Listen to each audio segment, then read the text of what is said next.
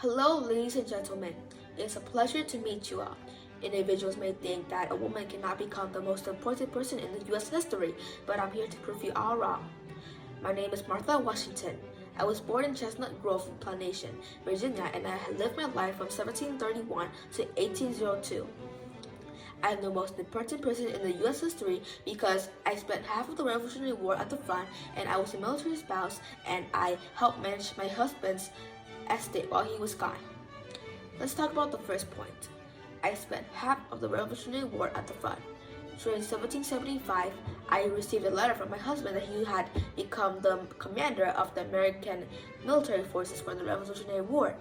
Many people feared that I would be taken hostage and used as leverage against my husband, but I was not threatened by that. Throughout the war, I contributed and supported him by spending half of the Revolutionary War in the freezing winter days.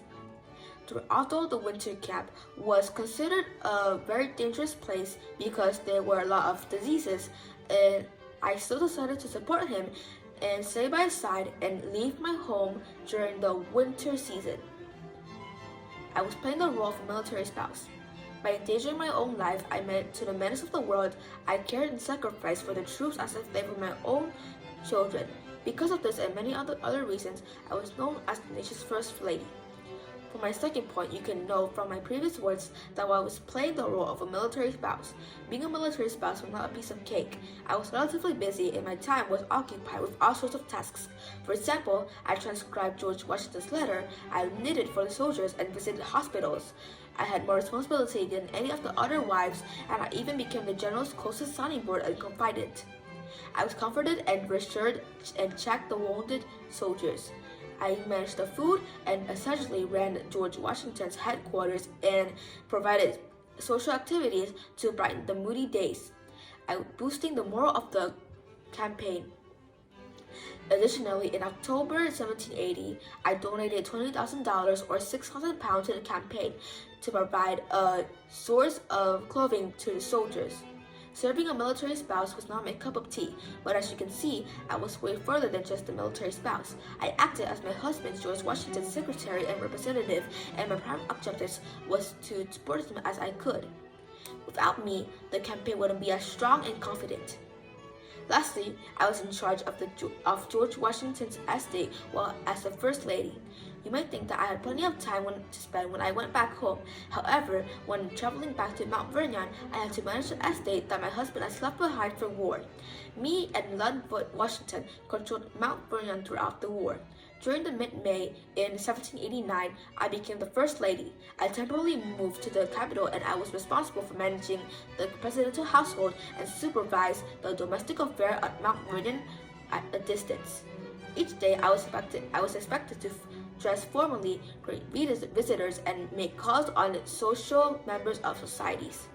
I worked very hard despite preferring a more peaceful life in Mount Vernon. Even so, I remained calm and enthusiastic. Being a first lady is more difficult than you think.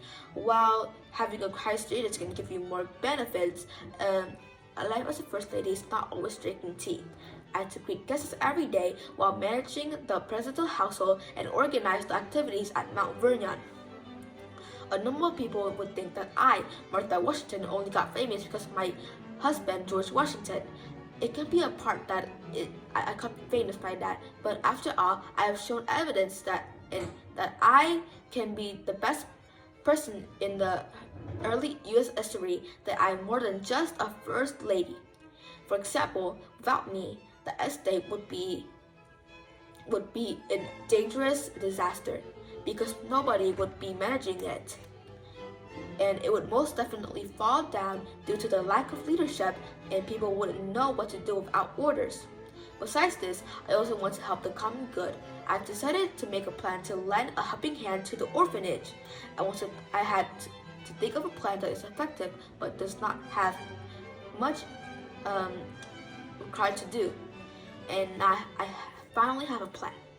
I've decided to donate to an orphanage, and because of this, I want to donate to an orphanage that my friend has found called Elizabeth Schuyler Hamilton.